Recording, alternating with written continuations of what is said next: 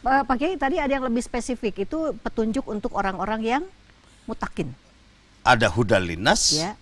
ada hudal lil muttaqin. Ya. Jadi begini, berbicara hidayah, petunjuk, satu ada yang disebut dengan hidayatul ilham. Ilham, itu apa itu? Petunjuk dari yang tidak pernah dipelajari, tiba-tiba tahu. Hidayatul ilham. Kalau itu memang betul-betul petunjuk dari Allah ya? Contoh Ya, apa sederhana, hidayahnya? kita tidak pernah belajar dan mengajarkan bayi bagaimana ketika butuh ASI. Iya.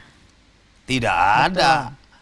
Cara Mengajari minum bayi ASI yang bagaimana? beredukasi untuk bayi Iya. yang ada di perut, salah satu contoh kecil. Tetapi Allah mengilhamkannya, ya kan? Iya, betul.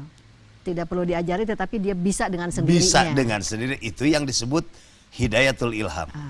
Makanya ketika kita punya pengetahuan tanpa belajar, punya ilham dari mana? Kan begitu ya. Yang kedua ada hidayatul hawas.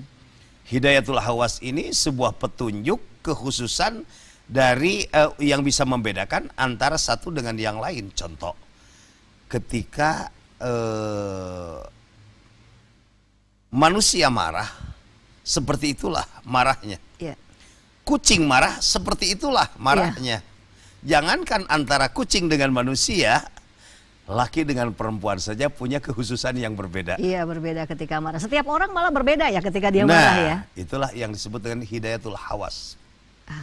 Dan yang ketiga, ada yang disebut dengan hidayatul akal. Hidayah akal pemikiran. Dan itu diberikan hanya kepada manusia. Hanya akalnya itu ada akal gharizi, ada akal tabi'i. Akal gharizi itu adalah akal yang benar-benar manusiawi, sehingga dengan akalnya itu menemukan kebenaran yang sesungguhnya. Oh, itu melalui satu proses pembelajaran dulu mungkin. Betul. Iya. Itu proses tarbiyah. Iya. Sedangkan akal tabi'i, yaitu lebih kepada insting, naluri. Oh, kadang-kadang kita suka menebak-nebak ya tentang sesuatu Antara gitu, manusia dengan binatang, hawasnya itu sama. Lihat, ayam pejantan suka mengejar-ngejar ayam betina. Iya. Manusia yang laki-laki suka Perempuan. dikejar perempuan. Bapak mah sok karaneh wae. Bukan atau juga ayam tadi, Pak. Nah, oleh karenanya akal ghariji itu lebih kepada insting dan naluri. Justru di situ yang membedakannya antara manusia dengan yang lain. Maka hidayatul akli belum tentu menemukan hakikat kebenaran. Iya. Kalau kebaikan iya. Iya. Karena belum tentu yang baik itu benar, tetapi setiap yang benar itu baik. Baik, betul. Baru ketika berbicara hidayatul din, hidayah agama juga ada dua. Satu ada hidayah dilalah, yang kedua ada hidayah taufik. Iya. Kalau hidayah dilalah, yang tadinya tidak tahu tentang agama jadi tahu, tapi belum sampai melaksanakan, baru itu mendapatkan hidayah dilalah.